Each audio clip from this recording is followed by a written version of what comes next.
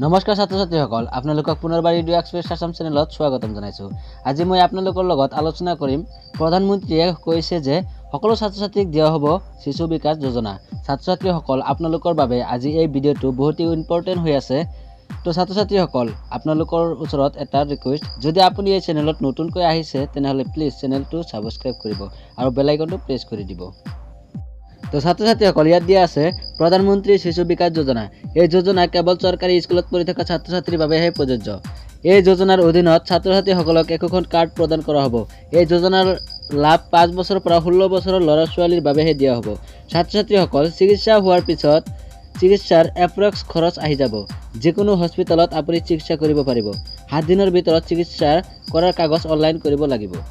তাৰপিছত কোৱা হৈছে 2.5 লাখ টকাৰ জীৱন বীমা, আৰু কোৱা হৈছে 2.5 লাখ টকাৰ স্বাস্থ্য বীমা আৰু 5 লাখ টকাৰ উচ্চ শিক্ষা বীমা এই যোজনাৰ অন্তৰ্ভুক্ত ছাত্ৰ ছাত্ৰীসকলে লাভ কৰিব।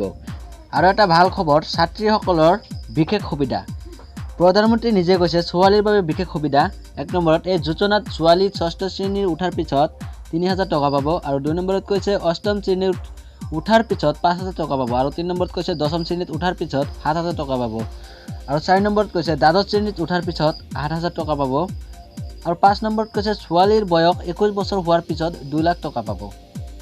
আৰু এইটো ফৰ্ম ফিল আপ কৰোঁতে কি ডকুমেণ্টছ লাগিব ইয়াত দিয়া আছে।